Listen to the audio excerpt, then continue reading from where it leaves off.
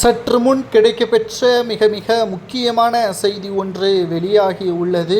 திராவிட முன்னேற்றக் கழகத்திற்கு மீண்டும் ஒரு மிகப்பெரிய ஒரு தலைவலியாக ஆளுநர் RN ரவி அவர்களது பதவிக்காலம் முடிந்த பிறகும் கூட இன்னும் ஓராண்டிற்கு, அதாவது திமுக ஆட்சி முடியும் வரை ஆளுநராக RN ரவி தான் தொடர்வார் என்று உள்துறை அமைச்சர் அமித்ஷா அவர்கள் தற்பொழுது தெரிவித்திருப்பதாகவும், இதனால் கடும் கோபம் அடைந்திருக்கிறார் ஸ்டாலின் அவர்கள். பல கடிதங்களை மத்திய அரசிற்கு அனுப்பிய போதும் கூட எந்த ஒரு நடவடிக்கையும் எடுக்கவில்லை என்று ஸ்டாலின் அவர்களும் திமுகவின் நிர்வாகிகளும் கூறி வருகிறார்கள்.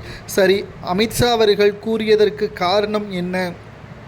பல முறை ஆளுநர் RN ரவி அவர்களை கடுமையாக திமுக விமர்சனம் செய்தது. நீதிமன்றத்திலும் கூட ஆளுநருக்கு எதிராக பல வழக்குகளையும் பதிவு செய்தது. ஜனாதிபதி முர்மு அவர்களையும் இந்த வழக்கில் ஈடுபட வைத்தது திமுக அரசு.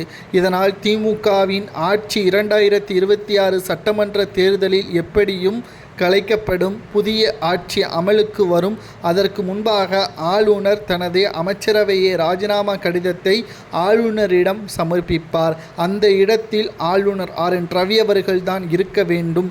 இதுதான் அவருக்கு மிகப்பெரிய ஒரு பெருமை என்பதை உள்துறை அமைச்சர் அமித்ஷா அவர்கள் கூறியுள்ளார்.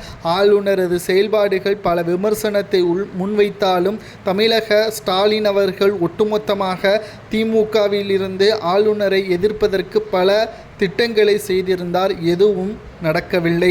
கடைசியில் உள்துறை அமைச்சர் பதவிக்காலம் முடிந்த பிறகும் கூட ஆளுநராக RN ரவி அவர்கள்தான் தொடருவார் என்பதை அதிகாரப்பூர்வமாக இன்னும் ஒரு சில நாட்களில் வெளியிடுவார் என்றும் தற்பொழுது அரசியல் வட்டாரத்தில் தகவல்கள் நமக்கு கிடைக்கப்பெற்றுள்ளது.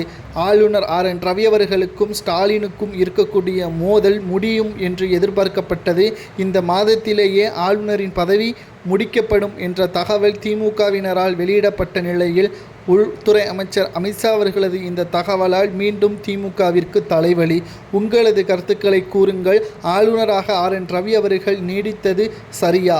மேலும் உள்துறை அமைச்சர் அமித்ஷா அவர்கள் கூறுவது போல் ராஜினாமா கடிதத்தை ஸ்டாலின் ஆளுநராக இருக்கக்கூடிய RN ரவி அவர்களிடம் கொடுக்க வேண்டும் என்பதுதான் அவர்களது திட்டம் என்பது முறியடித்து மீண்டும் ஆட்சியை திமுக அமைக்குமா? அதற்கு மக்கள் ஒத்துழைப்பார்களா என்பதை உங்களது கருத்துக்களை மறக்காமல் கமெண்ட் வாயிலாக